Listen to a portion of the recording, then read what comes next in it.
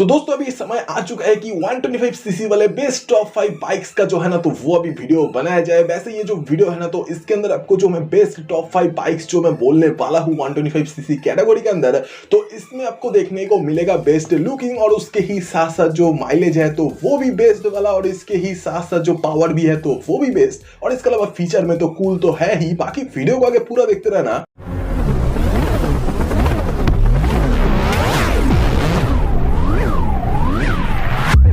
तो दोस्तों अभी टॉप 5 125 सीसी वाला जो बाइक्स है ना तो उसके अंदर हम लोग सबसे पहले जो 5 नंबर पर बाइक है तो उसके बारे में बात करेंगे। वैसे ये जो 5 नंबर पर जो बाइक है ना तो वो है होंडा कंपनी का ही SP 125।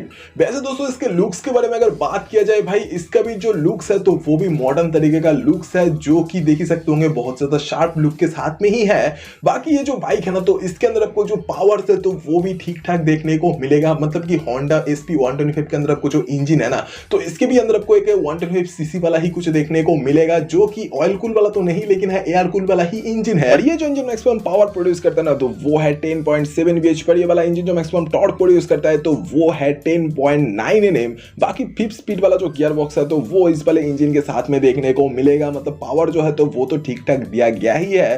बाकी इस वाले बाइक के बारे में बोला कुछ यही जाता है कि 60 से लेके ऑलमोस्ट 70 kmpl के अंदर अंदर जो माइलेज है तो वो कुछ दे देता है ये बाइक, मतलब 1 लीटर पेट्रोल में। और इसके अलावा तो ये भी कुछ सीन है कि भाई ये जो बाइक है ना तो इसके अंदर आपको देखने को मिलेगा जो ब्रेकिंग सिस्टम तो वो भी है डिस्क ब्रेक के साथ में जो कॉम्बाइंड ब्रेकिंग सिस्टम है तो वो, और इसके अलावा लाइट्स का भी जो सेटअप है तो वो भी आपको देखने को मिलने वाला है LED के ही अंदर अंदर। और इसके हिसाब से तो ये भी है कि इस वाले बाइक के अंदर ना आपको एक पूरे ही तरीके से डिजिटल वाला मीटर कंसोल देखने को मिलेगा, जिसके अंदर आपको जो ये गियर पोजिशनिंग इंडिकेटर है तो यही हाईलाइटेड वाला एक पार्ट है इस वाले बाइक में। लेकिन वैसे दोस्तों अगर देखा जाए नंबर 4th पोजीशन की तरफ तो भाई नंबर 4th पे जो बैठा हुआ है ना तो वो है बजाज का ही पल्सर NS 125। वैसे दोस्तों ये जो मॉडल है ना तो इसको मैंने इसी वजह से रखा क्योंकि भाई देखो इस वाले मॉडल का जो इंजन है ना तो ये थोड़ा सा पावरफुल है दूसरे वाले इंजन के मुकाबले, मतलब 125 सीसी वाले दूसरे कंपनी के। मतलब कि बजाज पल्सर NS 125 के अंदर आपको जो इंजन देखने को मिलेगा ना तो ये पहले बात तो एक 125 सीसी वाला एक एयर कूल इंजन है, जो कि भाई आपको देखने को मिलेगा जो मैक्सिमम पावर प्रोड्यूस करते हुए तो वो ऑलमोस्ट 12 bhp के अंदर अंदर जो है तो वो ही। और इसके ही साथ ये वाला इंजन जो मैक्सिमम टॉर्क प्रोड्यूस करता है ना तो वो भी है ऑलमोस्ट 11 Nm। बाकी तो 5 स्पीड का जो गियर बॉक्स है तो वो इस वाले इंजन के साथ में देखने को मिलता है। और इसके अलावा अगर देखा जाए बजाज पल्सर NS 125 के ब्रेकिंग सिस्टम के बारे में तो भाई डिस्क ब्रेक के साथ में आपको जो कॉम्बाइंड ब्रेकिंग सिस्टम है तो यही कुछ देखने को मिलेगा।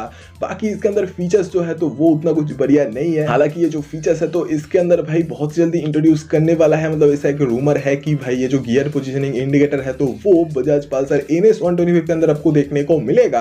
बाकी हाँ अभी के डेट में अगर देखा जाए मीटर कंसोल तो वो पहले की तरह ही एक पुराने स्टाइल का मीटर कंसोल है जो कि सेमी डिजिटल वाला है। और ये जो मीटर कंसोल के अंदर आपको जो फीचर्स के नाम पर दिया गया है ना अभी के डेट में तो वो ओडोमीटर, टिप मीटर और यही सारा कुछ चीजें हैं। और इसके अलावा अगर देखा जाए बजाज पल्सर के ही NS 125 के अंदर लाइट्स का सेटअप तो वो भी भाई हैलोजन और बल्ब्स के ही अंदर अंदर है। वैसे अगर देखा जाए बजाज पल्सर NS 125 के ही लुक्स को तो भाई NS 125 का जो लुक्स है ना तो ये सच में क्लियर सा लुक है जो कि बहुत ही पुराने समय से चल रहा है और अभी भी बहुत ज्यादा बेहतरीन तरीके से चल रहा है। और मुझे ऐसा लग रहा है कि भाई फ्यूचर में भी और भी ज्यादा काफी ज्यादा बेहतरीन तरीके से चलेगा। बाकी यार लुक्स जो है तो ये तो भाई मॉडर्न है ही। बाकी माइलेज की अगर बात किया जाए तो भाई माइलेज में देखने को मिलता है 40 से लेकर 50 kmpl के अंदर अंदर का बजाज पल्सर NS 125 में। वैसे दोस्तों इस वाले मॉडल के जगह पर मैं रखना चाहता था फीचर्स की वजह से जो हीरो का ग्लैमर है तो उस वाले मॉडल को, लेकिन भाई तब मैंने देखा कि भाई पावर जो है ना तो उस वाले बाइक के अंदर तो वो उतना कुछ मतलब NS की तरह नहीं है, तो इसी वजह से NS को रखा। बाकी अगर देखा जाए 3rd पोजीशन पे कौन बैठा हुआ है तो भाई आपको मैं बोलना चाहूंगा कि 3rd पोजीशन पे बैठा हुआ है न्यूली लॉन्च हुआ हीरो के ही भाई हीरो एक्सट्रीम 125, जो कि लुकिंग वाइज काफी ज्यादा बेहतरीन और फ्रेश न्यू लुक के साथ में है, जो कि भाई यंगस्टर्स को बहुत ज्यादा पसंद तो आएगा ही। साथ में ये जो बाइक का इंजन के अंदर जो पावर भी देखने को मिलेगा ना तो वो भी अभी के डेट में बोला कुछ यही जा रहा है कि साढ़े 11 bhp के अंदर अंदर का जो पावर है तो वही कुछ देखने को मिलेगा। मिलेगा, मतलब ऑलमोस्ट सारा गियर है bhp जो है तो वो ही। और इसके ही साथ साथ इस वाले इंजन के साथ में आपको जो मैक्सिमम टॉर्क भी देखने को मिलेगा ना, वो भी है ऑलमोस्ट 11 Nm। और इसके ही साथ साथ 5 स्पीड वाला जो गियर बॉक्स है तो वो भी इस वाले इंजन के साथ में देखने को मिलेगा। और इसके अलावा तो ये भी कुछ सीने की भाई ये जो मॉडल है ना तो इसके अंदर आपको दोनों तरीके का वेरिएंट आता है, मतलब कि एक जो है ना तो वो है भाई टॉप वाला वेरिएंट जिसके अंदर आपको डिस्क ब्रेक के साथ में देखने को मिलता है सिंगल चैनल एबीएस। और इसके अलावा एक और भी वेरिएंट है जो कि कॉम्बाइंड ब्रेकिंग सिस्टम के साथ में आता है। बाकी अगर देखा जाए हीरो एक्सट्रीम 125R के ही भाई माइलेज की तरफ, तो वो अपग्रेड में कंपनी क्लेम करे कि भाई 60 से लेकर 66 kmpl के अंदर अंदर जो है तो वही कुछ माइलेज देखने को मिलेगा। और इसके अलावा तो ये भी कुछ सीन है कि हीरो एक्सट्रीम 125R वाला जो मॉडल है ना तो इसके अंदर आपको देखने को मिलेगा एलईडी लाइट्स का सेटअप। और इसके अलावा हैजर्ड लाइट वाला जो फीचर है ना तो वो भी कुछ दिया गया है। बाकी अगर देखा जाए हीरो एक्सट्रीम 125 के आर वाले मॉडल की तरफ, तो इसके अंदर आपको देखने को मिलेगा कि पूरे ही तरीके से डिजिटल वाला मीटर कंसोल जिसके अंदर आपको देखने को मिलेगा ब्लूटूथ नेविगेशन कनेक्टिविटी जो है तो वो भी। और इसके ही साथ तो ये भी है कि भाई नंबर 2 पर जो बैठा हुआ है ना तो वो है भाई हमारा प्यारा टीवीएस का ही टीवीएस रेडियर 125। वैसे दोस्तों टीवीएस रेडियर 125 के ही टॉप वाले मॉडल के बारे में ही अभी हम लोग बात करने वाले हैं। और वैसे टॉप वाले मॉडल में ही जो फीचर्स है ना तो वो असल में देखने को मिलता है, मतलब कि राइडिंग मोड से लेके ब्लूटूथ नेविगेशन कनेक्टिविटी और इसके ही साथ साथ जो भाई देखने को मिलता है मीटर कंसोल में भी जो थीम वगैरह अलग से, तो वो भी मतलब कि ये जो टीवीएस रेडियर 125 के ही टॉप वाले मॉडल में जो मीटर कंसोल देखने को मिलता है ना तो ये पूरे तरीके से कलरफुल वाला मीटर कंसोल है जिसके अंदर आपको मैंने तो बता ही दिया क्या क्या कुछ फीचर्स देखने को मिलता ही है, साथ में जो पावर भी देखने को मिलता है ना टीवीएस रेडियर 125 तो ये है भाई ऑलमोस्ट साढ़े 11 bhp पर। इसके ही साथ साथ इसके अंदर आपको जो मैक्सिमम टॉर्क देखने को मिलता है ना तो ये भी है ऑलमोस्ट 11 Nm। बाकी 5 स्पीड वाला जो गियर बॉक्स है तो वो भी टीवीएस रेडियर 125 में देखने को मिलता है। बाकी तो टीवीएस रेडियर 125 का जो इंजन है ना तो ये एक 3 वाल्व वाला इंजन है जो कि single cylinder air cool plus oil cool वाला ही इंजन है 125 सीसी वाला।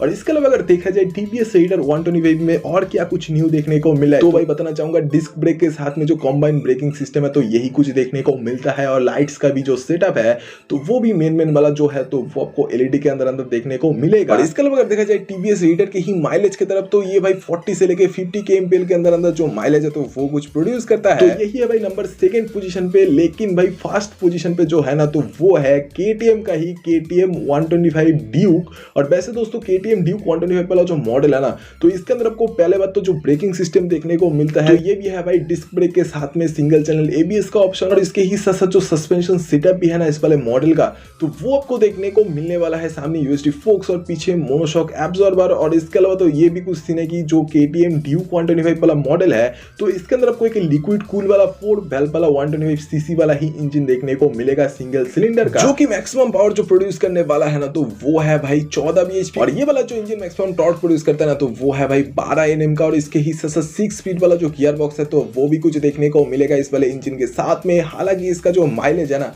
तो वो भाई उतना कुछ बढ़िया नहीं है, मतलब कि माइलेज जो है तो वो 30 से लेके 45 kmpl के अंदर अंदर जो है तो वही कुछ देखने को मिलता है। और इसके ही साथ ये भी कुछ है कि भाई KTM ड्यूक 125 में आपको देखने को मिलेगा जो मीटर कंसोल, तो इसके भी अंदर आपको देखने को मिलने वाला है जो कुछ फीचर्स। तो उसके अंदर आपको जो ऑटोमीटर टिप मीटर ये जो सारा कुछ चीज है तो यही कुछ देखने को मिलता है। और गियर पोजिशनिंग इंडिकेटर जो है तो ये भी कुछ दिया गया है। और इसके अलावा अगर देखा जाए KTM ड्यूक 125 के ही लाइट्स के सेटअप के बारे में तो भाई लाइट्स का जो सेटअप है तो वो पहले बात तो हैलोजन और बल्ब्स के ही अंदर अंदर देखने को मिलता है। तो ये वाला वीडियो आपको कैसा लगा ये कमेंट में बोल दो भाई। और अगर ये वाला वीडियो आपको पसंद आया तो please like share and subscribe करते हुए जाना। और सब्सक्राइब करने के लिए इसलिए बोलता हूँ क्योंकि सब्सक्राइब करने से आप लोग ऐसे ही तरीके का और भी कई सारे कुछ वीडियोस हर दिन देख सकते हो इस वाले चैनल पर। तो वीडियो देखने के लिए शुक्रिया, अगली बार फिर से मुलाकात होगा दोबारा। Thank you guys.